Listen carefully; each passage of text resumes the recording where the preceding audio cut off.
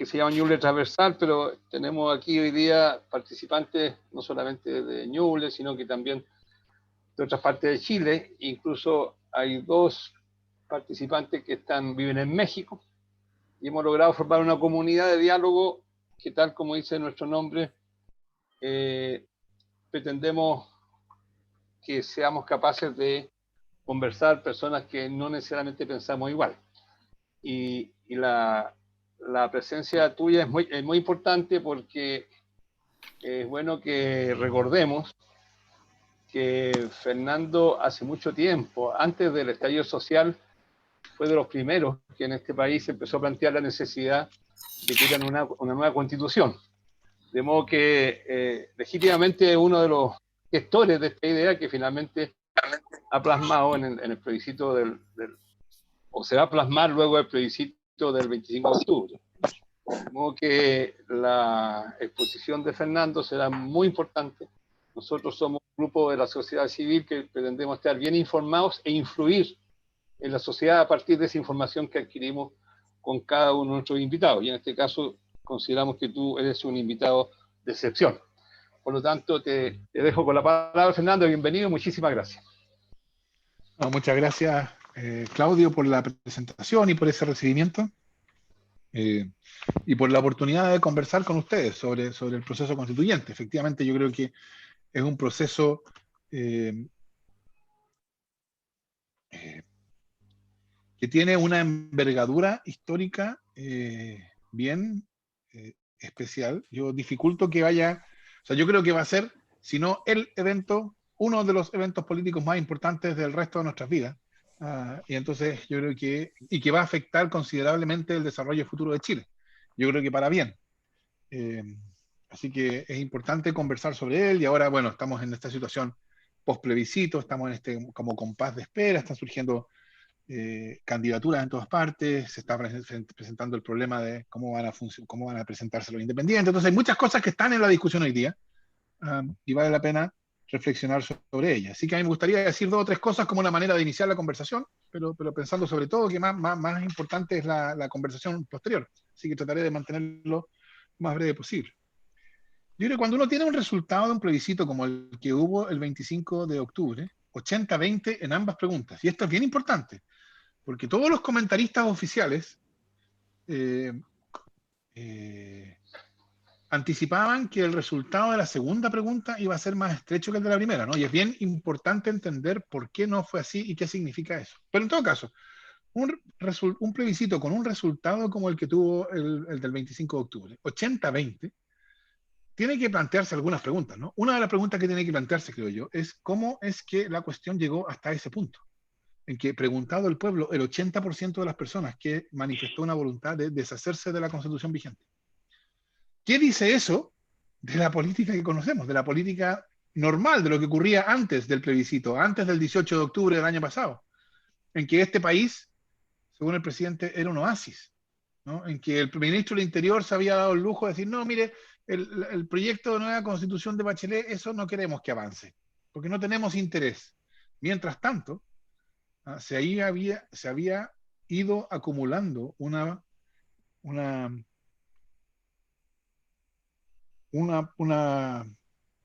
convicción ciudadana, que fue la que se manifestó en el plebiscito, de que llegó a ser 80%. Entonces, eso es lo que yo creo que muestra, es que hay un problema muy grave, y a esta altura, hasta cierto punto, es un poco ocioso insistir sobre esto, porque ya eso es lo que explica el 80%, pero hay un problema muy grave con la política institucional. Y un problema muy grave con la política institucional es un problema muy grave con la Constitución, porque lo que caracteriza a la política institucional es que ocurre en instituciones, y esas instituciones están fundamentalmente diseñadas por la Constitución. Eso es lo que la Constitución hace. Crea instituciones políticas, ¿no? Le da una forma institucional a la política. Entonces, cuando hay un problema con la política institucional, a mí todo este argumento de la campaña del rechazo, de que sí, hay un problema por la política, pero eso no tiene nada que ver con la Constitución, yo creo que una manera, a mí siempre me llamaba la atención por lo absurdo que me parecía. No puede haber una crisis profunda de la política institucional que no sea una crisis constitucional, porque si no, ¿qué es lo que hace la Constitución? Y eso yo creo que el punto central hoy día es: nosotros estamos en un momento extraordinariamente avanzado de una crisis de legitimación que ha durado, que tiene, en mi opinión, por lo menos 15 años de desarrollo. Precisamente porque la política institucional mostró ser incapaz de enfrentar ese problema. ¿Y por qué es tan importante tener presente que nosotros estamos en un momento especialmente avanzado de una crisis institucional que tiene larga, que tiene 15 años de desarrollo por lo menos? Porque es lo mismo que ocurre cuando uno enfrenta una patología, una enfermedad, cuando ya esa enfermedad ha tenido tiempo de desarrollarse hasta una etapa muy avanzada. Las opciones se reducen, ¿no? En su desarrollo, la crisis de legitimación ha ido destruyendo varias cuestiones que serían condiciones o que serían convenientes tener para poder enfrentar el problema y solucionarlo adecuadamente. Un ejemplo.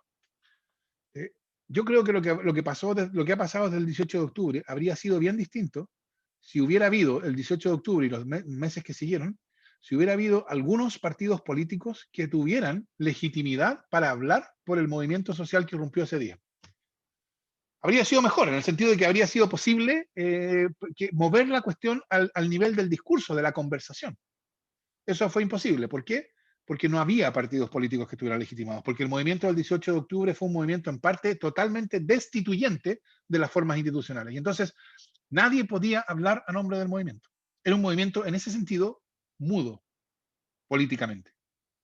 ¿Y por qué era mudo políticamente? Porque las formas a través de las cuales un movimiento como ese se articula para tener un discurso político son formas llamadas habitualmente partidos políticos que en el desarrollo de esta crisis de legitimación habían sido totalmente destruidas y hoy día carecen de legitimación ante el pueblo para cumplir su función, que es representar. Y eso hoy día aparece en el sentido de cómo la elección del 11 de abril va a poder ser una elección que haga a la convención representativa. Porque estos partidos políticos, que en la segunda pregunta del plebiscito fueron también rechazados por 80% de los votos, cómo ellos van a ser las instituciones preferentes a través de las cuales se va a dar la elección del 11 de abril. Ese, creo yo, es el problema que tenemos hoy día entre manos, y es un problema grave porque no parece haber otra manera. Entonces, nosotros estamos enfrentando este problema en condiciones adversas, entre otras cosas, porque es un problema que debió haber sido solucionado hace mucho tiempo. La última oportunidad que hubo para solucionar este problema sin que estallara fue el proceso constituyente de Bachelet. Y fracasó. Ahora, eso no quiere decir, este juicio que yo tengo, yo creo que es importante porque nos sirve para darle una dimensión de realidad a la conversación que estamos teniendo. La conversación que estamos teniendo es acerca de un proceso que ocurre en circunstancias adversas, porque parte del problema es que el problema no podía ser solucionado. Y que entonces fue necesario que estallara para que se abriera una posibilidad de superación. Antes del estallido, quienes tenían interés en la mantención de la política institucional que existía, tenían todos los medios institucionales para bloquearlo, para vetarlo. Y lo hicieron. Y como consecuencia de su veto y bloqueo persistente, estamos en esta circunstancia. Ahora, eso a mí, a pesar de que creo yo que configura el contexto de realidad en el cual está ocurriendo todo lo que estamos viviendo ahora, no me lleva a ser escéptico. Yo no soy pesimista respecto del proceso constituyente. Yo creo que el proceso constituyente va a ser un proceso exitoso, pero sí también nos permite, primero, ver los problemas y segundo, también entender cuál es el criterio fundamental de éxito de la nueva Constitución. ¿Cómo vamos a saber, después de que haya pasado todo esto, cuando ya tengamos algo que llamemos nueva Constitución, cómo vamos a saber a qué tenemos que mirar para poder determinar si la nueva Constitución fue un éxito o no? Porque ustedes recordarán que en el 2005 Ricardo Lagos presentó la reforma constitucional de ese año como si fuera una nueva Constitución. Y entonces uno podría preguntarse, ¿cómo vamos a estar nosotros seguros de no cometer el mismo error? De no confundir una reforma constitucional con una nueva Constitución. Y yo creo que la cuestión fundamental va a ser la política del día siguiente de la nueva Constitución. Si la política del día siguiente de la nueva Constitución sigue siendo la misma política deslegitimada que vemos hoy día, entonces habrá que decir que el proceso constituyente fracasó, que no resultó. El éxito del proceso constituyente consiste en que la política del día siguiente empiece a ser vista como distinta. ¿Y distinta en qué? Distinta en que ella pueda ser reconocida por los ciudadanos como la medida de su empoderamiento. Una de las cosas que yo creo que más contribuyó a este proceso de deslegitimación largo es lo que ha ocurrido con las AFP. Ven ustedes, las AFP han enfrentado marchas de cientos, no una, varias, marchas de cientos de miles de personas por las calles de Chile. Y las AFP nunca se enteraron. Es decir, la política institucional no fue capaz de procesar, de tomar esta demanda contra las AFP, este rechazo ciudadano a la AFP y hacer algo. Abolir la AFP, regularlas de una manera distinta, en fin, pero que se notara que eran instituciones que estaban socialmente deslegitimadas. Lo que los ciudadanos, creo yo, aprendieron cuando marcharon inútilmente en cantidades enormes contra la AFP bajo un gobierno socialista, lo que los ciudadanos aprendieron es que la opinión de los ciudadanos respecto de la AFP es totalmente indiferente. Es decir, que no le corresponde a los ciudadanos decidir si en Chile va a haber AFP o no. Que esa es una decisión que tomó Pinochet con Pepe Piñera a principios de los 80 y esa decisión se nos impone a nosotros. De modo que incluso si nosotros no queremos tener AFP, da lo mismo. La política institucional no tiene oídos para demandas como esa. Y eso, creo yo, eso que ocurrió también en educación y que ocurrió también con el Mayo Feminista y que ocurrió, en fin, que ha ocurrido una y otra vez y que ocurre también con la demanda de reconocimiento político de los pueblos originarios, eso creo yo es lo que ha llevado a la deslegitimación. Eso es lo que tiene que cambiar. Si la política de la nueva Constitución es vista como la medida del empoderamiento ciudadano, entonces vamos a poder decir la política cambió porque la Constitución cambió. Si la política sigue siendo vista como es vista hoy día, entonces vamos a decir la política no cambió y no cambió porque la Constitución, que la constituye, no cambió. Esa es la cuestión, creo yo, central. ¿Y de qué va a depender? Yo creo que una de las cuestiones centrales que, bueno, lo que se está discutiendo hoy día, y esto ustedes lo habrán visto, ¿no? Es quiénes van a ser los candidatos para la Convención Constitucional, ¿no? ¿Cómo se va a evitar que los partidos políticos tengan la llave de las candidaturas a la Convención Constitucional y la usen de modo de privilegiar a sus propios militantes o más precisamente a sus militantes que cuenten con el beneplácito de los grupos controladores, porque hoy día los partidos políticos hoy día son poco más que máquinas, o si la van a usar de modo de abrirla a la ciudadanía. Esa creo yo es la cuestión hoy día. Pero esto es una manifestación de una preocupación más honda y que yo creo que va a ir cambiando de tema, pero su contenido va a seguir siendo el mismo. Porque después del 11 de enero, cuando ya están inscritas las candidaturas, y entonces este problema de cómo se inscriben, quiénes van a ser candidatos, va a estar solucionado, bien o mal, el 11 de enero, entonces va a empezar a aparecer otro tema, que como les digo, yo creo que es el mismo, pero con una forma distinta, que es cómo la convención va a lograr ser vista como representativa del pueblo chileno. Es decir, cómo va a lograr representar. Porque parte del problema que tenemos es que las formas representativas hoy día están bajo impugnación. Piensen ustedes, ¿cuáles son las instituciones más característicamente representativas? El Parlamento y los partidos políticos, que son el número 1 y 2 en la lista de la indignación ciudadana. ¿Por qué? Porque la representación, la idea democrática de representación hoy día es vista como una idea falsa, como que no tiene ninguna realidad. Y eso afecta al proceso constituyente, porque la Convención Constitucional también es un órgano representativo. Y entonces la pregunta va a ser, ¿cómo ese órgano va a lograr representar al pueblo chileno?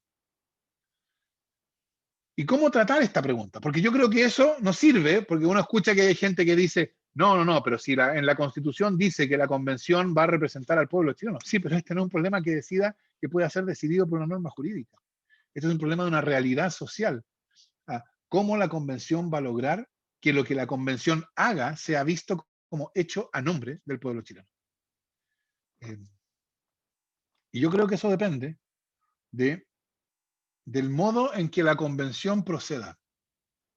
Porque cuando la convención ocurra, va a estar habiendo en la misma convención, desde probablemente mediados de mayo del próximo año, va a estar habiendo una discusión que podríamos llamar institucionalizada, ¿no? Que ocurre en el contexto de la convención, que es una institución creada por la Constitución, etc. Pero al mismo tiempo, va a estar habiendo una discusión no institucionalizada en todo el país, que va a ocurrir en las plazas, en los parques, en las calles, en las cabildos, las asambleas, en los sindicatos, las juntas de vecinos, todo tipo de conversatorios, etc. Y la pregunta central es, ¿va a ser vista la discusión institucionalizada que ocurre en la convención como un reflejo de esa otra discusión no institucionalizada que va a estar ocurriendo en el país? ¿O va a ser vista como una discusión que ocurre entre estas 155 personas que se encierran en sí mismas, que discuten, que, entre comillas, cocinan el asunto y al año salen de la puerta y dicen, aquí está la nueva constitución, tómenla?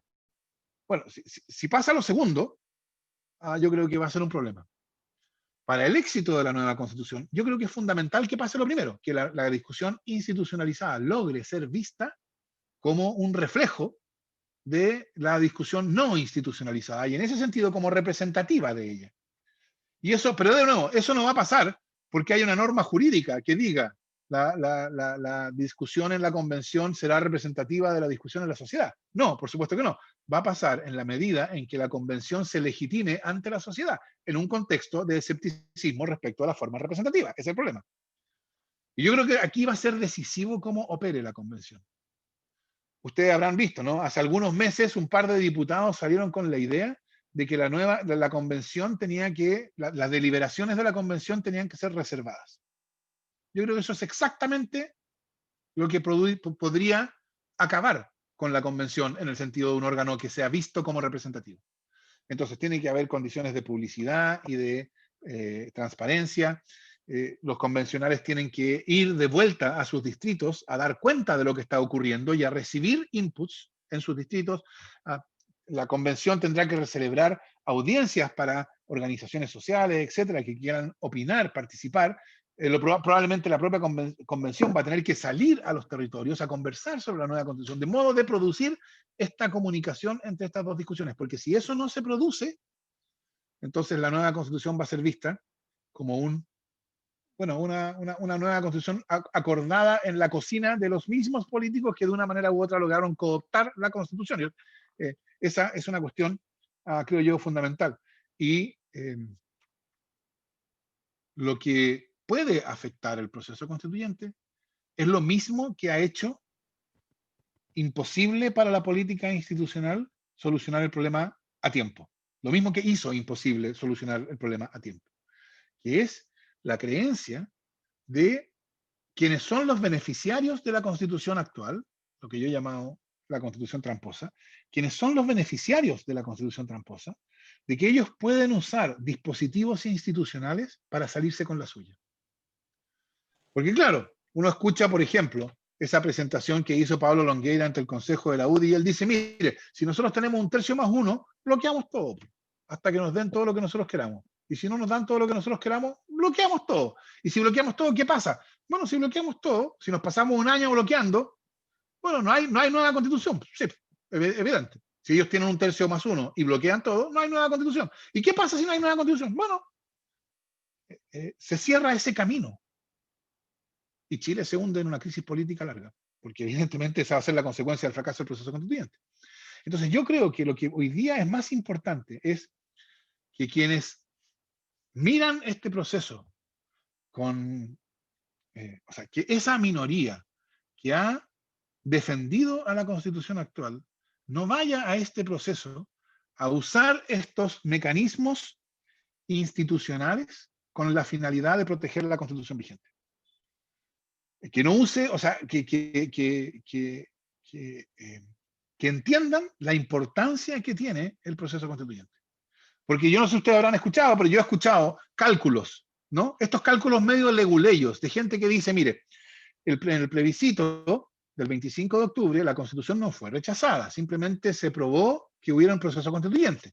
Y entonces en el plebiscito de salida, si gana el rechazo en el plebiscito de salida, eso quiere decir que el pueblo va a haber revalidado la Constitución de 1980 y seguiremos viviendo en paz bajo la Constitución de 1980. Yo creo que eso es simplemente autoengaño, eso no va a ocurrir. Yo creo que la Constitución de 1980 fue enterrada el 25 de octubre, ya está fenecida, se acabó. Este camino no tiene vuelta atrás. Y entonces ahora sigue jurídicamente vigente, por cierto, pero sigue vigente solamente porque está en camino de salida, porque sabemos, estamos dispuestos a aguantárnosla por un año más o un año y medio más, porque sabemos que en un año y medio más, bueno, vamos a tener una constitución nueva. Pero si ese camino, el proceso constituyente, se cierra,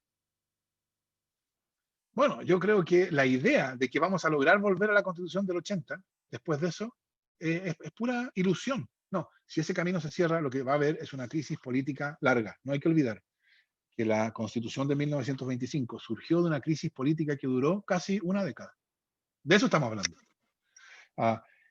Claro, yo espero que sobre todo los defensores de la Constitución de 1980 se den cuenta de esto y que se den cuenta de que el fracaso del proceso constituyente va a hundir a Chile en una crisis política larga que no le conviene a nadie, porque nadie sale ganando con una crisis política de ese tipo. Porque si no se dan cuenta y si ellos creen que el fracaso del proceso constituyente va a llevar, lo que a mi juicio es un error, a la revalidación de la Constitución de 1980, entonces lo que van a hacer va a ser usar estos mecanismos, van a usar la regla de los 2/3 en caso de que tengan 1/3 más 1 y van a producir en la Convención Constitucional el mismo tipo de bloqueo que hizo imposible por estos 30 años solucionar el problema antes de que estallara. Esa diría yo que es la cuestión que a mí más me preocupa del proceso constituyente. Pero como les digo, yo soy optimista respecto al proceso constituyente, precisamente porque yo creo que a medida que pase el tiempo y las consecuencias de ese 80% del 25 de octubre empiecen a sentarse, la idea de que contra ese 80% la Constitución de 1980 podrá seguir rigiendo si fracasa el proceso constituyente, se va a revelar como una idea puramente una entelequia, ¿no? Y entonces va a quedar en claro esto que yo les decía, que el proceso constituyente es un camino sin vuelta atrás, que ya no podemos volver a la Constitución del 80 y que hay que caminar hacia adelante solamente. Y cuando nos demos cuenta de que este es un camino que no tiene vuelta atrás, cuando todos nos demos cuenta que este es un camino que no tiene vuelta atrás, vean ustedes lo que va a pasar. Yo anticipo, todos vamos a descubrir que tenemos un interés común, el que el proceso constituyente resulte bien. Eso no va a hacer desaparecer nuestras diferencias, por supuesto. Va a haber algunos que creen todavía en el Estado subsidiario y otros que creemos en el Estado social. Está bien, todas esas diferencias van a seguir existiendo. Pero es completamente distinto que esas diferencias aparezcan o no contra un trasfondo de un interés que todos tenemos. Que todos vamos a tener el interés de que el proceso constituyente resulte exitoso, suficientemente exitoso como para que nos pueda dar una política distinta, una política legitimada, porque eso yo creo que a todas luces es lo que Chile necesita, y lo necesita desde cualquier punto de vista. Así que yo en ese sentido, por eso, yo tiendo a ser optimista respecto del proceso constituyente, pese a que estoy consciente también de que tiene considerables desafíos. Y si a ustedes les parece, lo dejamos hasta ahí y ahora quedamos con un tiempo para conversar. Muchas gracias. Gracias, Fernando. Vamos a hacer lo siguiente. Vamos a dedicar a intervenciones que puede ir contestando de inmediato nuestro invitado hasta las 19:50 y le pasaremos 10 minutos para que haga una especie de síntesis de la reunión nuestro invitado. Ahora, las intervenciones, a los 2 minutos va a actuar el chacal de la trompeta, le vamos a cortar el micrófono. Así que... Se ofrece la palabra. Yo tengo una consulta. De inmediato. Javier Avendaño aquí. Para el profesor Fernando, ¿qué opina él respecto a este tema de que hay mucha gente que cree que la constituyente, o sea, la comisión, tiene que estar formada por intelectuales, por gente con mucho conocimiento técnico sobre el tema? ¿Cuál es su posición respecto a ese punto? Acá. Claudio, ¿voy respondiendo uno a uno o sí, no como sé, ustedes me digan? Esta pregunta probablemente contesta, es bien puntual. Sí, Yo creo que a mí esta cuestión a mí me llama la atención porque yo diría que es una parte obvia del principio democrático de que el conocimiento no legitima para decidir. El conocimiento no da legitimación política. Lo que da legitimación política es la representación. O sea, a mi juicio, eso es como la introducción a los prolegómenos del prefacio de la democracia. Entonces, yo creo que la convención necesita representar. Eso es lo que importa, que represente, que sea vista como representativa. Por cierto, la decisión que la convención tome o las decisiones que la convención tome tienen que ser decisiones que estén, esperaría yo, ilustradas por el mejor conocimiento experto disponible, no cabe ninguna duda. Entonces uno esperaría que la convención tuviera a su disposición el conocimiento no solo de los abogados expertos en derecho constitucional, sino también de economistas, de sociólogos, de ingenieros, etcétera. O sea, que el mejor conocimiento que tengamos esté disponible para la convención, porque evidentemente, aunque el conocimiento no legitima, evidentemente una decisión se beneficia de tener a su disposición el mejor conocimiento. Por supuesto, eso va de suyo. Pero yo creo que es una cuestión básica de la idea democrática que el hecho de que uno tenga un doctorado en Derecho no provee legitimación política. Fernando, hay una pregunta. Ricardo González. Conecta tu micrófono. Tienes que conectar el micrófono, Ricardo.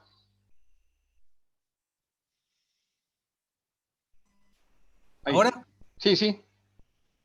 Mira, yo quiero decir lo siguiente. Yo escucho de parte de Fernando Atria una serie de consideraciones muy tajantes, a mi juicio, y que yo al menos personalmente difícilmente en buena parte de ellas me es difícil compartir, es decir, particularmente aquello que, sí, aquí de fondo hay todo un análisis, un razonamiento que tiene poco que ver con la democracia, según consideraciones esenciales y básicas, es decir, yo personalmente, por ejemplo, en lo que se refiere al análisis de la democracia, yo comparto el análisis de Karl Popper en el cual él dice la democracia debe defender a las minorías, pero no a aquellas que quieren destruirla, no a aquellas que quieren destruirla.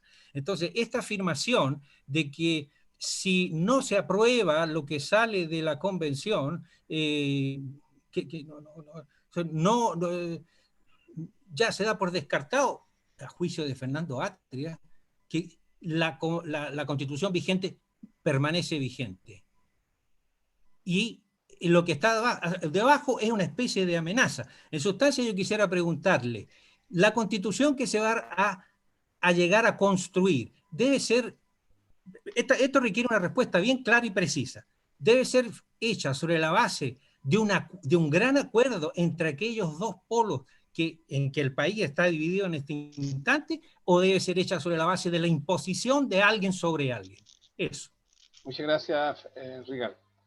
Fernando, también ha llegado una pregunta que es de Rafael Galdames, que dice: ¿cómo lograr aglutinar el 80% del apruebo? Ahora, yo voy a aprovechar de hacer un comentario.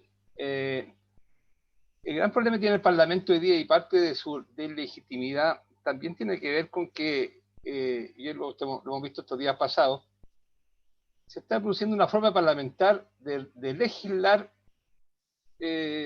mirando para la galería. O sea, los parlamentarios están sacando las cuentas de las próximas elecciones, eso es evidente, cuando están votando hoy día una serie de leyes. La pregunta es si consideras tú que el hecho que los constituyentes no pueden postular a un cargo popular, entiendo que un año después que termine el proceso constituyente, en alguna medida garantiza la independencia de juicio a la hora de legislar, entre comillas, con la nueva constitución, y si eso es posible, lo ves como un factor positivo que facilite llegar a acuerdos, llegar a ciertos consensos, y se produzca lo que tú has señalado, un ambiente de diálogo y de visualizar el bien común, que creo que debe ser el objetivo de la Constitución. Eso, las preguntas por ahora que han llegado. Sí, me gustaría responder porque si no se me va a pasar, y son bien importantes estas dos. Sobre todo lo de Ricardo. Yo lo primero que diría es que una uno de los problemas que tenemos para poder discutir las cuestiones como realmente son es que se atribuyen intenciones a las cosas que uno dice, que son intenciones que yo creo que son en general gratuitas. Déjame poner un ejemplo, Ricardo, a lo que yo me refiero. Cuando yo el 2013, y perdona que me ponga yo como un ejemplo, pero yo lo vi muy cerca de esto. Yo el 2013 dije, comillas, el problema constitucional se va a solucionar por las buenas o por las malas. Cierre de comillas. Y entonces la reacción que hubo fue parecida a la que tú tienes ahora. Me dijo, no, es que eso es una amenaza, es que Atria está diciendo que Bachelet con todos sus tanques va a imponer unilateralmente una constitución, que es un golpe de Estado, eso lo dijo Alamán tal cual, es un golpe de Estado, etc. Yo lo que estaba diciendo es que aquí hay una crisis que se está desarrollando. Y esta crisis va a tener una resolución. De hecho, para ponerlo en términos que hoy día son más claros, podría haber dicho, y esa resolución va a venir antes o después de que estalle. Entonces, cuando yo decía, el problema constitucional se va a solucionar por las buenas o por las malas, yo no estaba diciendo, yo lo voy a solucionar por las malas si yo no lo puedo solucionar por las buenas. No, lo que yo estaba diciendo es, tenemos aquí un problema. Y precisamente la incapacidad de la política institucional para ver el problema y la idea de algunos de que podían aprovecharse de los dispositivos institucionales para mantener viva una constitución que ya estaba en cuestión, fue lo que hizo que tuviera que estallar. Y entonces ahora estamos en una situación exactamente análoga. Eso es lo que yo estoy diciendo. Yo creo que hoy día la Constitución ya ha sido desahuciada.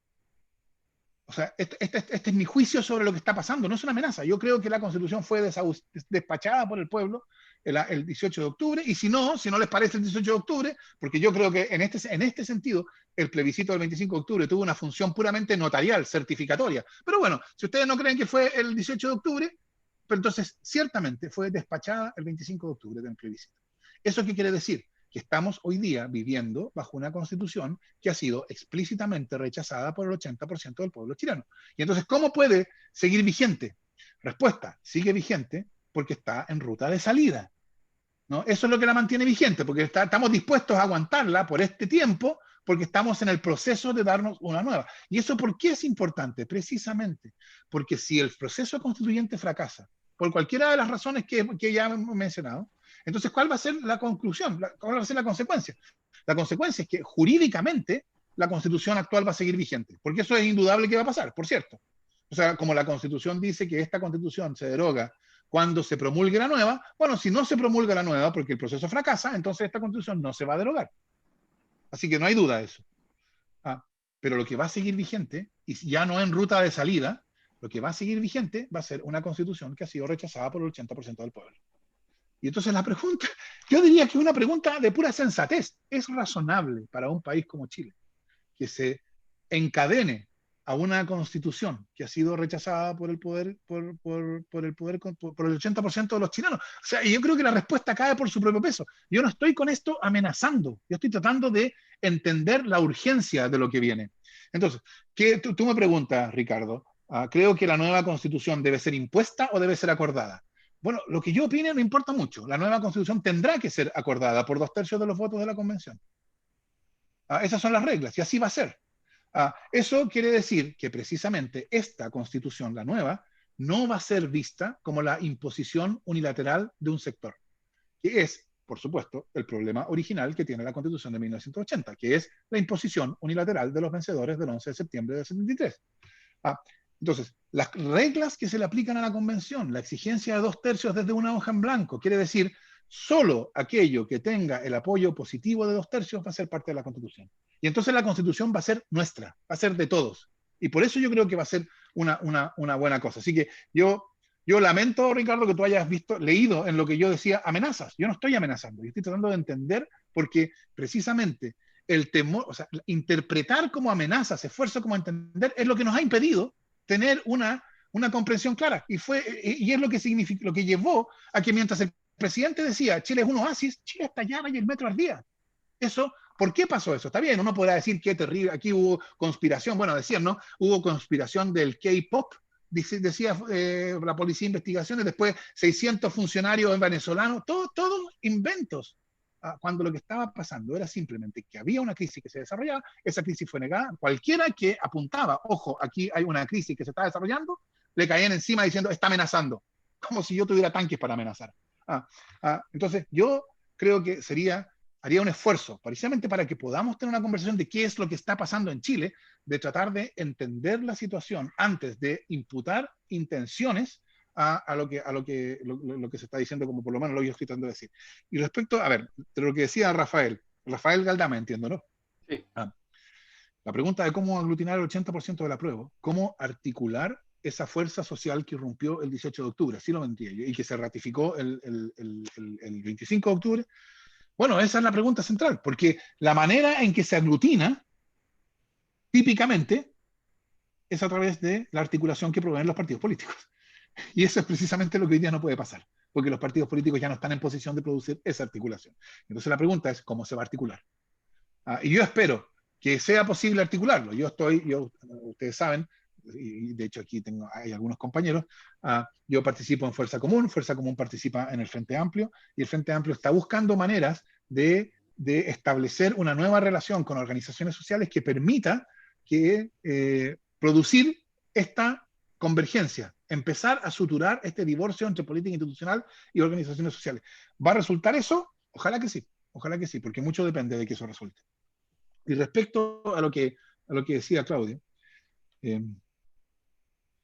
mira, yo sobre esta inhabilidad a la cual tú te referías, esto que los miembros de la convención quedan inhabilitados para presentarse después como parlamentarios, presidentes, etc., yo habría tenido una óptica completamente distinta. Yo habría dicho, lo que queremos es que los que hagan la política del día siguiente de la nueva Constitución son los que están más imbuidos del espíritu de la nueva Constitución. ¿Y quiénes van a estar más imbuidos del espíritu de la nueva Constitución que aquellos quienes hayan participado en hacerla? Entonces alguien me decía, no, pero es que eso lleva a que las personas quieran usar el proceso constituyente como trampolín de sus carreras políticas. Y yo diría, exactamente de eso se trata. Sí, que la política de la nueva Constitución sea una política hecha por personas distintas, por las personas que entren a la política con la nueva Constitución. Entonces, pongámosles trampolines. Pero claro, lo que se decidió fue esta actitud, una actitud un poco más recelosa de la política institucional, que queden inhabilitados. Y eso también es verdad, o sea, no. El hecho de que yo haya tenido la posición anterior no quita que eso crea una distancia mayor de la política que viene, y eso probablemente va a ser una buena cosa. Así que por ese lado yo entiendo la racionalidad de la inhabilidad. Creo que en definitiva no va a ser una buena regla, va a ser más difícil el recambio, pero por otro lado también tiene consecuencias que pueden terminar siendo virtuosas. Marcial Pedrero pidió la palabra y en ese orden. Pero igual, bueno, van a poner a lo que son adictos de ella, partidarios de ella. Marcial, habilita tu micrófono.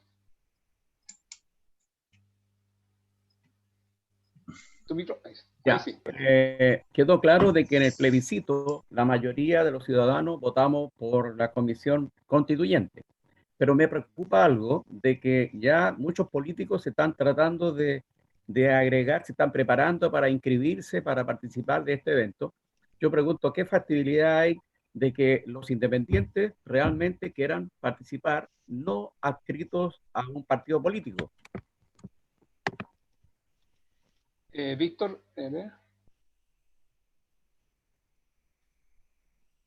Víctor. No, yo no voy a hacer pregunta, Claudio, gracias. Ok, ya, gracias.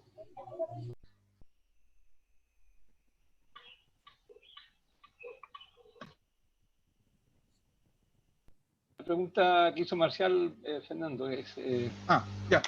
¿Cómo se van a generar las condiciones para que los independientes participen en la nueva Constitución? Se ha formado incluso un grupo que se llama...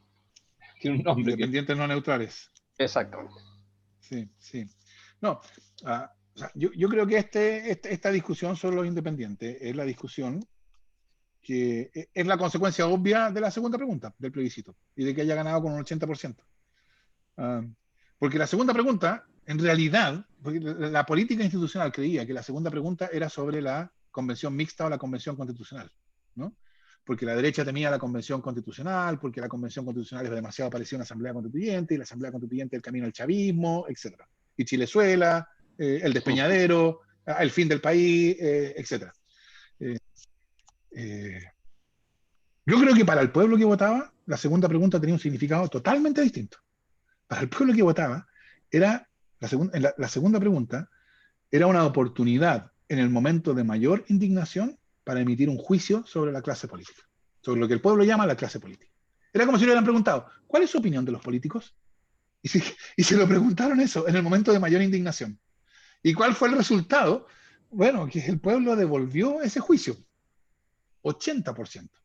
Entonces, claro, lo que estamos viendo ahora es, bueno, qué consecuencias tiene para la capacidad de esa política institucional que fue desautorizada por 80% del pueblo en plebiscito, bueno, de conducir o articular lo que viene ahora. Y la respuesta es bien poca. Y la primera cuestión en la cual eso se ha manifestado es en la pretensión de, bueno, si los partidos políticos o la política tradicional ha sido rechazada por el 80% del pueblo en plebiscito, ¿cómo es que solo a través de ellos van a haber candidatos para la convención? No puede ser. Y efectivamente no puede ser, eso no suma en ninguna parte, pero por otro lado, mi preocupación es que esta cuestión no se ordene y entonces terminemos con que en cada distrito vaya una lista de unidad constituyente, una lista del Frente Amplio con, supongamos, Unidad para el Cambio, y después 2 o 3 listas de independientes. Y que entonces se produzca, y contra una lista de la derecha. Entonces se produzca un fraccionamiento de las fuerzas de la nueva Constitución que va a tener resultados electorales catastróficos. O sea, así hay que decirlo, catastróficos. Entonces, yo espero que sea posible que las coaliciones políticas se den cuenta de que si ellos actúan del mismo modo que han actuado hasta ahora, y si ponen como sus candidatos simplemente a los amigos de los grupos controladores, de quienes están en los grupos controladores de los partidos, porque hoy día los partidos son eso, grupos controladores, bueno, eso significa que van a ser barridos por un tsunami electoral, porque yo creo que la ciudadanía el 11 de abril va a estar bien pendiente de eso. Entonces, si los propios partidos políticos se dan cuenta de que va en su interés abrirse y establecer alguna nueva relación con las organizaciones sociales, y entonces algunos de ellos lo van a hacer de modo creíble y otros lo van a hacer de modo que no es creíble, y los que lo hagan de modo creíble van a ser exitosos y los que lo hagan de modo que va a parecer visto como una mera manipulación, instrumentalización de las organizaciones, bueno, van a sufrir un castigo. Entonces yo creo que hay, como dirían los economistas, están puestos los incentivos para que los partidos den el paso. Y yo esperaría que los independientes, que no son independientes, yo los llamaría, más bien, son personas que están vinculadas a organizaciones sociales, pero que no tienen militancia política y no quieren tenerla, ¿no? Que ellos también estén dispuestos a reconocer este paso y a reconocer la conveniencia para todos de evitar un escenario en que junto a 2 listas de coaliciones políticas haya 2 o 3 listas de independientes, porque eso nos va a perjudicar a todos. Es así de simple. ¿Podrá hacer eso? ¿Será eso posible? ¿Está tan avanzado el proceso de deslegitimación institucional que una solución como esa se hace imposible? Yo espero que no. Pero eso depende de lo que va a pasar en los días que vienen, o semanas que vienen. Gracias, Fernando. Álvaro Briones, ahí pega para.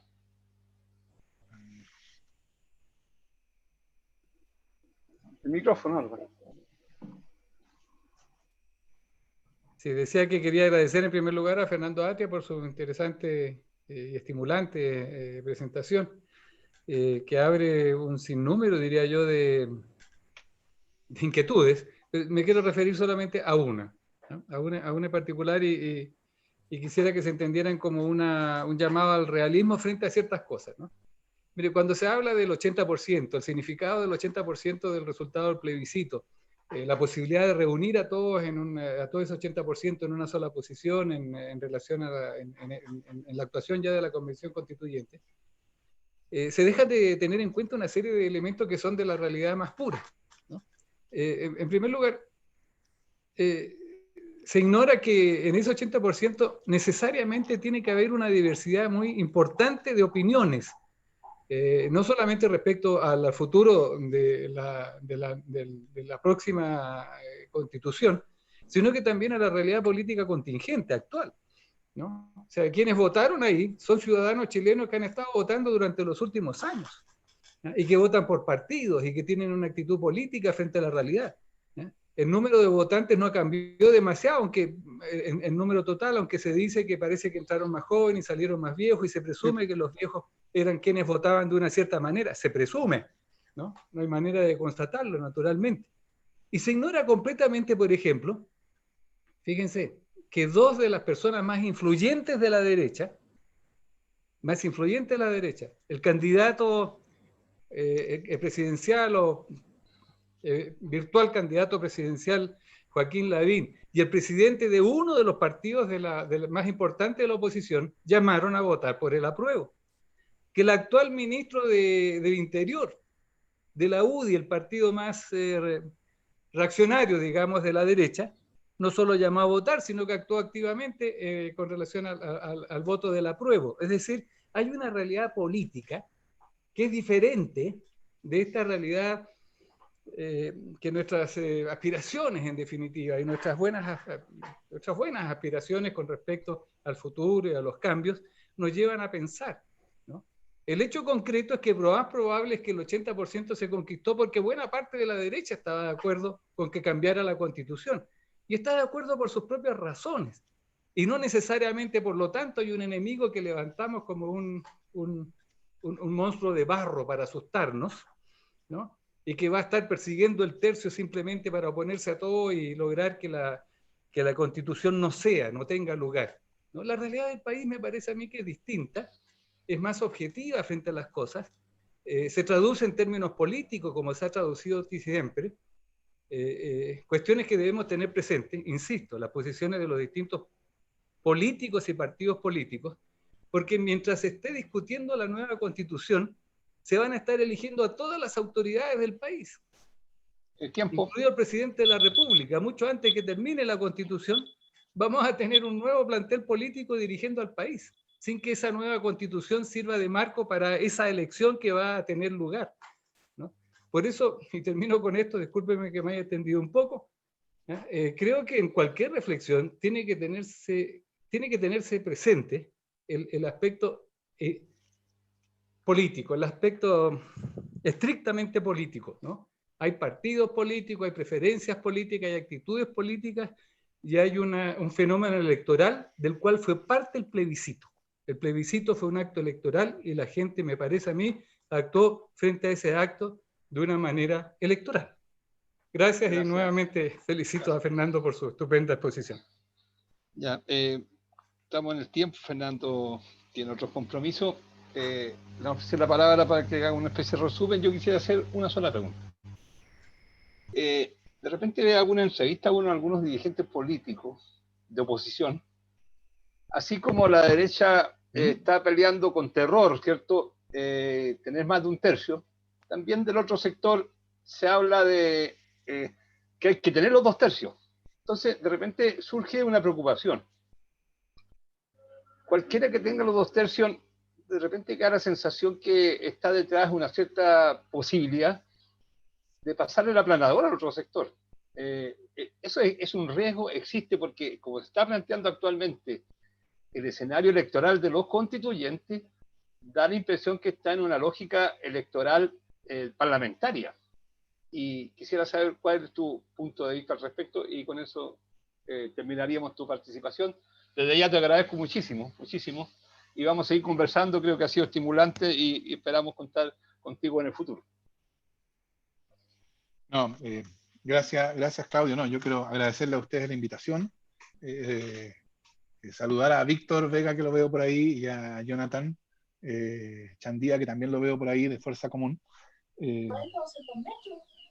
Y me gustaría decir algo respecto a lo que decía Álvaro, porque bueno, básicamente yo estaba diciendo lo mismo, ¿no? Yo decía, hay esta versión que uno escucha no sé si ustedes lo habrán visto, este video de Longueira cuando hizo su presentación al Consejo General de la UDI, diciendo, mire, si nosotros tenemos 1/3 más 1 los votos, no hay hoja en blanco porque ponemos las condiciones y si no, vetamos.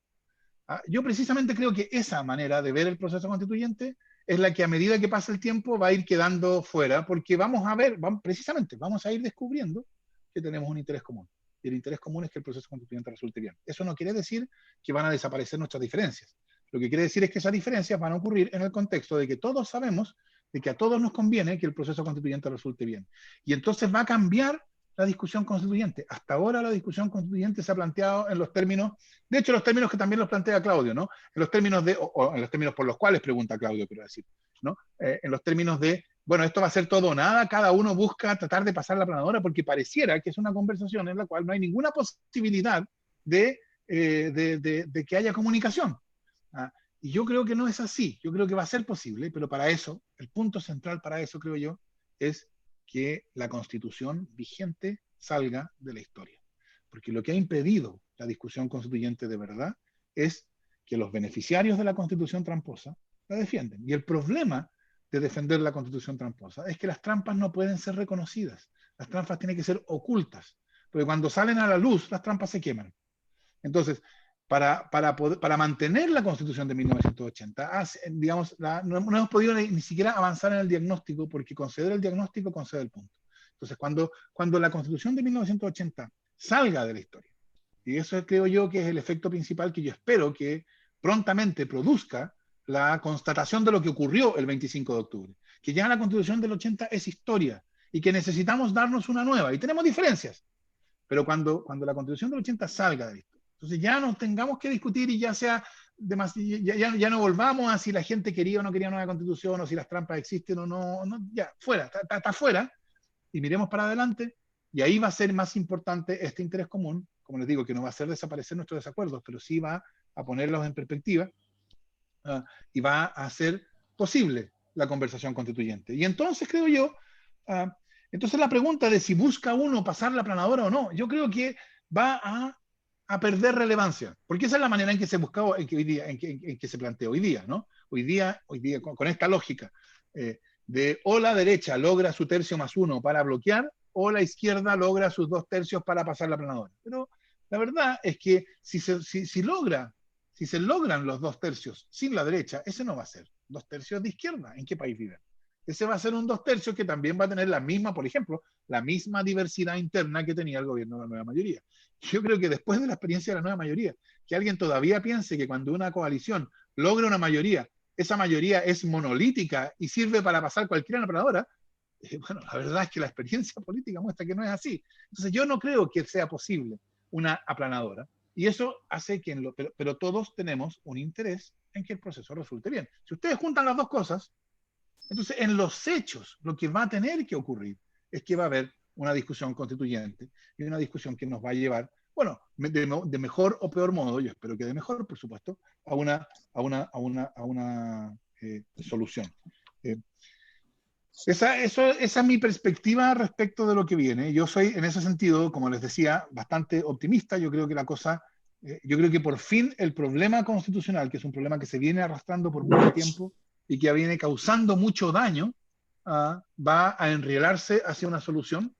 No es una solución inmediata, no es que al día siguiente todo va a estar perfecto, pero sí es una condición necesaria para que empecemos a enfrentar esas otras cuestiones, que son las cuestiones que afectan a tanta gente, que pensiones, que el reconocimiento de pueblos originarios, el problema de la Araucanía, que la descentralización, que el rescate de la educación pública, que el sistema de salud público, etc. Todas esas cuestiones yo creo que exigen una política institucional que pueda actuar con eficacia y que ante la sociedad sea vista como un poder democrático, es decir, un poder que tiene su fuente en la sociedad.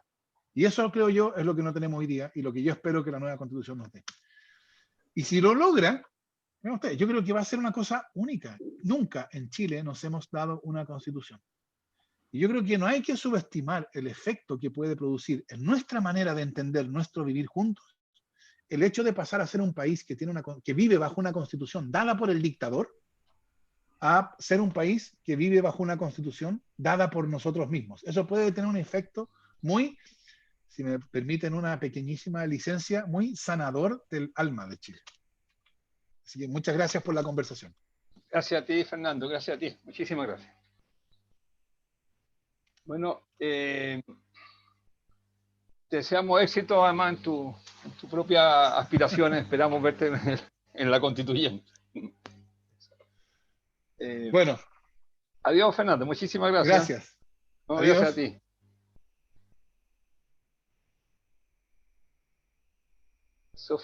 Disponemos de algunos minutos, si usted lo estima, para comentar, conversar, intervenir. De modo que se ofrece libremente la palabra con la mano en alto o a través del chat la pueden solicitar. Si alguien quiere intervenir.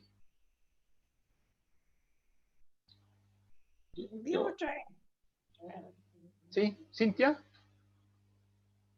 Perdón, Claudio, no he dicho nada, perdón, perdón. Yo les quiero comentar algo que tiene que ver con mi especialidad. Se ha estado discutiendo porque entre las cosas que se están conversando se ha producido, creo yo, una conversación interesante respecto a qué contenido debería tener la nueva Constitución. Y en el ámbito de mi profesión, yo participo en un grupo en el cual se está discutiendo los derechos vinculados a la vivienda. Y al respecto quisiera señalar lo siguiente, que probablemente ocurre en otros ámbitos. En la actual Constitución, con todas las modificaciones que se hicieron, no está mencionada la palabra vivienda en ningún momento. No existe la palabra vivienda. Solamente está cuando dice ministra de Vivienda, que es la ministra que firmó la Constitución junto con Ricardo Lagos, la actual Constitución. Mucho menos está la expresión vivienda digna. Eso refleja, por un lado, que quienes redactan esa Constitución y quienes la modifican durante muchos años, no estaba en su ADN, de sus preocupaciones, ¿cierto?, este derecho.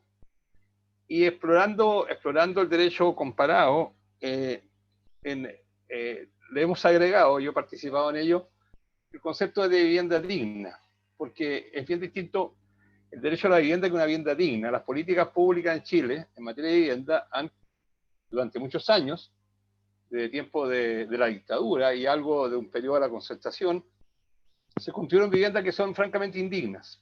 Entonces, quien recoge este concepto de vivienda digna es la Constitución española, que habla de vivienda digna. Y habla también de que los ciudadanos tienen derecho a no sufrir la especulación respecto a los valores del suelo. Pero los derechos constitucionales se aplican solamente a las políticas públicas hasta ahora. Y así tenemos que en el mundo privado queda un enorme espacio para la especulación finalmente, donde se construyen, como en Chillán, por ejemplo, departamentos de 22 metros cuadrados. Entonces, ese no es una vivienda digna, por mucho que sea fruto del mercado. Yo creo que la Constitución de alguna manera tiene que regular eso. Y también se habla del derecho a la ciudad digna o la ciudad amable. El otro día hubo una decisión de la Corte Suprema de paralizar la construcción de un mall y unas torres en Santiago, en Ñuñoa. Y una señora decía, yo tengo derecho a tener sol, una cosa que parece como decir, tengo derecho al aire. Y ese tipo de temas se están empezando a discutir y son de bastante profundidad, diría yo, y no un contenido ideológico. Eso les quería comentar porque yo participo en un grupo que estamos discutiendo eso y probablemente va a ser alguna de las cosas que tiene que contener la nueva Constitución. En la práctica significa, por ejemplo, que ante una decisión arbitraria de una municipalidad respecto a una determinada forma de planificar la ciudad, se pudiera recurrir a un tribunal constitucional para declarar inconstitucional ese tipo de solución urbana en la medida que afecta a ciertos derechos de las personas, como el derecho a la calidad de vida. En una conversación que tuvimos con Santo Noviera Gallo, él nos decía que el único derecho donde se ha avanzado en Chile es el derecho a la salud, pero no por la vía del derecho a la salud, sino que por el derecho a la vida, y a través de decisiones judiciales, de fallos judiciales, el Estado se ha visto obligado a financiar tratamientos carísimos de algunas enfermedades que no están en los planes de Lauge ni FONASA, porque se está cautelando el derecho a la vida. Yo creo que esas son las discusiones que vienen a futuro y nosotros lo vamos a estar convocando también con algunos especialistas referente a esta u otras materias. Sí, Jonathan, activa tu micrófono. Claudio, ¿me escuchan? Sí, perfecto. Claudio, primero buenas tardes a todos. Yo soy de Quirihue, del Itata, y con respecto a lo que tú dices, Claudio, yo tuve la posibilidad de estudiar en Santiago y viví un tiempo en la población La Victoria, en donde se organizaron, digamos, de distintas formas y tomamos en consideración, digamos, bueno, tomaban los vecinos y yo me sentí parte de ellos, lo que tú hacías referencia con respecto a la dignidad en cuanto a la vivienda. Pero no solo quiero enfocarme a lo que tú dices, que lo comparto absolutamente. Nosotros acá en Quirihue tenemos una situación de una población que se entregó hace pocos años y hay fallas en cuanto a su construcción, que se llama Villa Latinoamericana, tiene fallas en cuanto a su construcción, en cuanto materiales, de hecho tenía fugas de agua, las personas pagaban 200.000 pesos de cuentas de agua mensuales por fuga de materiales. Pero quiero relacionar que, aportando a lo que tú dices, sin cambiar de ninguna palabra, la Constitución nuestra contempla este famoso principio de subsidiariedad, que es donde nace, digamos, la idea de Estado subsidiario, y quería concordarlo con algo que Ricardo parece que fue quien escribió algo con respecto a las imposiciones o las negociaciones.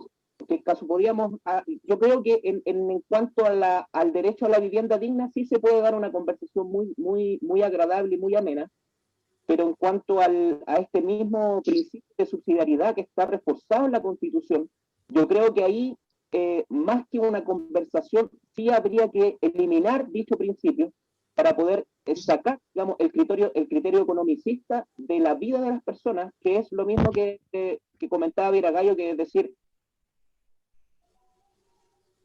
el problema, ¿cómo se ha solucionado el problema de la salud? A través de la subsidiariedad, a través del derecho a la vida. Por ejemplo, una persona de Quirihue, nosotros no tenemos un hospital, acá tenemos un hospital tipo 4 o 2, no sé cómo es la clasificación, digamos, pero tenemos que ir a Chillán o a San Carlos al hospital, donde lo que la Constitución nos protege, digamos, es el acceso a la salud. No nos garantiza la salud como un derecho en sí. También, como tú hacías referencia, Claudio, tampoco nos garantiza el derecho a la vivienda. Por tanto, ahí creo que, si bien es cierto, se va a dar una discusión muy rica, sí se va a imponer una idea sobre otra, que sería la idea de Estado social, de proteger, digamos, la vivienda, la salud, la educación y otras cosas como derechos fundamentales, sobre la idea de Estado subsidiario, que digamos, tendríamos que sacarla completamente de la Constitución para poder hacer una Constitución que esté centrada en los seres humanos y no en los negocios a partir de los seres humanos.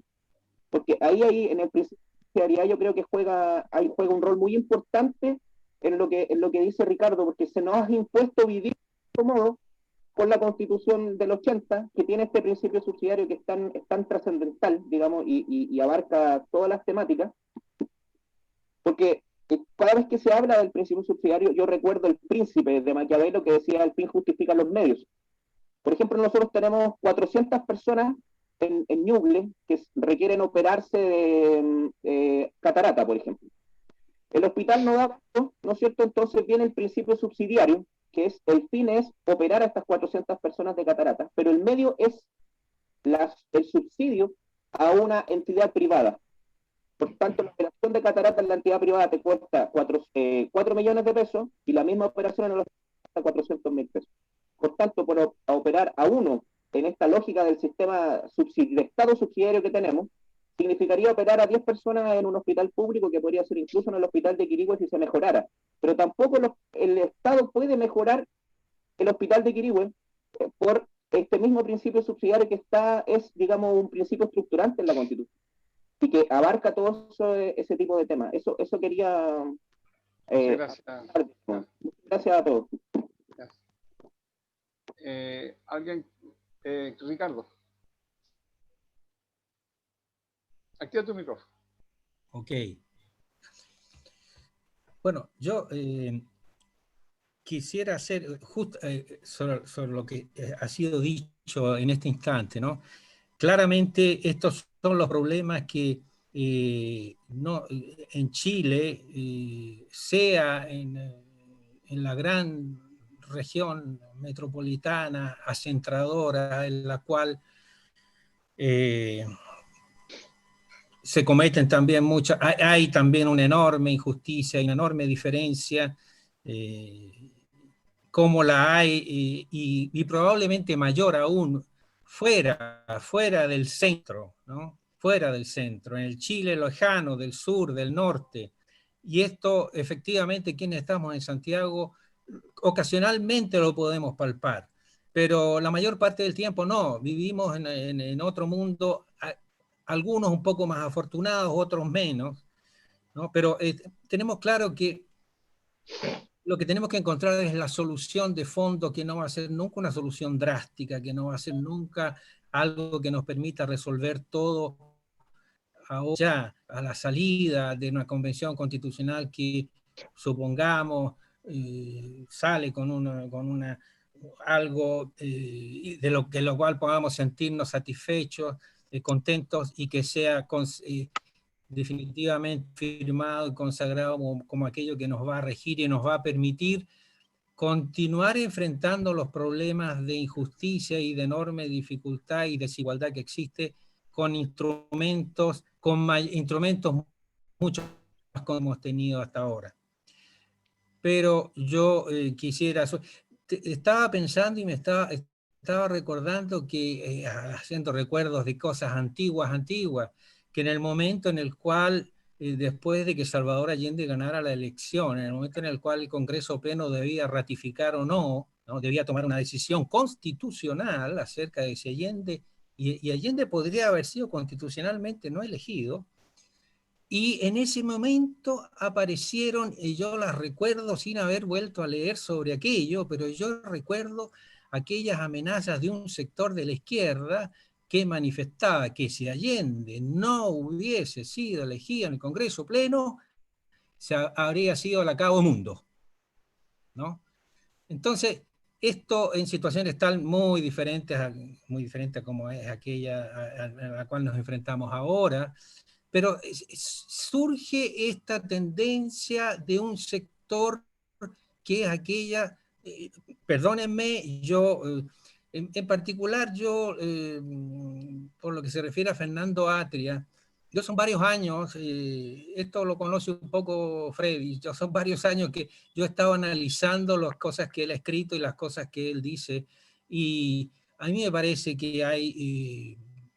yo debo decir sinceramente lo que pienso. Es decir, yo cité hace poco a Karl Popper, ¿no? El cual hace un análisis también de aquello que fue la historia de la clase, muchos autores. Yo tengo presente aquella que él ha hecho, las fallas y las insuficiencias de la izquierda en el curso del siglo XX. Y una de aquellas, afirma él, ¿no? A mí me parece plausible, es aquella de haber estado permanentemente ocultando una parte de aquello que se piensa y de aquello que se planea y de aquello que se dice. Típicamente el tema de la democracia burguesa. ¿Es democracia o no es democracia? Fue un problema que atravesó todo el siglo XX. Bueno, lo dejo ahí. Eso. No sé si alguien más quiere hacer uso de la palabra, sino que Carlos Méndez, que es un compatriota nuestro chileno que viene a Argentina, si no tiene que extrañarse por el acento. No, ¿me escucha, no? Sí, perfecto. Ya, no, pero qué acento. No, mira, yo lo que quiero simplemente comentar lo que escribí, digamos, los independientes también formamos, porque yo soy independiente, parte de la élite o clase política. Yo creo que aquí no hay que hacerse el pillo. Ahora está apareciendo, digamos, mucha gente, digamos, que se presenta como independiente. Yo también me podría presentar como independiente, pero no somos tan independientes. O sea, de todas maneras nosotros formamos parte de esa clase política porque hemos estado vinculados a gobiernos de la concertación o a partidos políticos de la concertación o no. Entonces no es, hoy día es válido esto, digamos, de ser independiente. O sea, seamos realistas, porque no es posible que todo, digamos, quepan, digamos, en 155 convencionales, más seguramente se van a sumar, digamos, algunos convencionales de los pueblos originarios. Pero lo que quiero decir, digamos, de que hay que verlo, digamos, esto hay que negociarlo, hay que verlo políticamente, la factibilidad de ser protegido o participar bajo el pago de los partidos políticos, de algunos partidos políticos que van a necesitar convencionales de calidad y que tengan fundamentalmente, yo creo que las cuestiones de fondo que se debieran comentar es cuáles son las propuestas de fondo para una nueva constitución. Eso es lo más importante. Después, acercar propuestas a la convención constituyente, eso va a ser lo importante, que tener propuestas que sean realmente importantes como para que la convención las pueda analizar, debatir y seguramente aprobar. Yo creo que eso es lo más importante, como por ejemplo ustedes estaban tratando el tema de la vivienda. Eso solamente. Gracias, Carlos. Y a propósito, le voy a aprovechar de ahí, antes que el próximo viernes 20 a las 7:30 va a estar con nosotros Lucía Darmet. Lucía Darmet es una de las más importantes especialistas que hay en Chile en materia de seguridad pública o seguridad ciudadana. Y la idea de conversar con ella es de qué modo el tema del orden público puede estar incorporado o debiera la Constitución tener algún espacio para este tema que está tan en discusión. Ella también ha sido parte de una comisión que elaboró un proyecto de reforma a la policía, que entiendo que el proyecto fue archivado, no ha visto la luz. De modo que los dejo invitados para el próximo viernes 20 a las 7:30, Lucía Darmet, que yo creo que también es un personaje importante en la materia de su especialidad. No sé si alguien más quiere hacer uso de la palabra, y si no, le agradecemos su participación, su concurrencia. Yo creo que Fernando Atria, que ha sido un personaje muy importante en este proceso, ha entregado una visión optimista, y eso yo creo que eso es lo que quiero rescatar.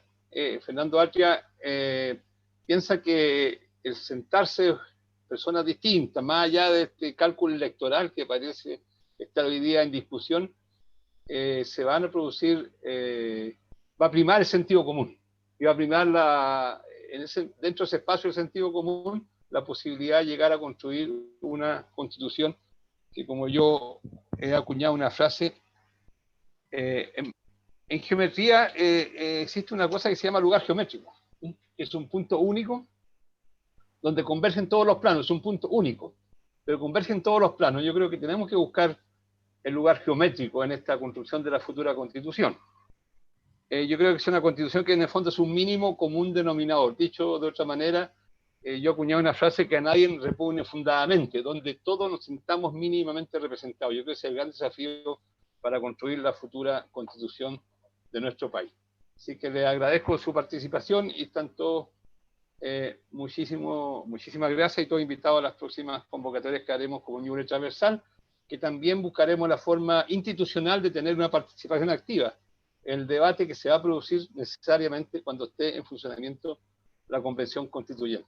Así que muchísimas gracias a todos y nos veremos en una próxima oportunidad.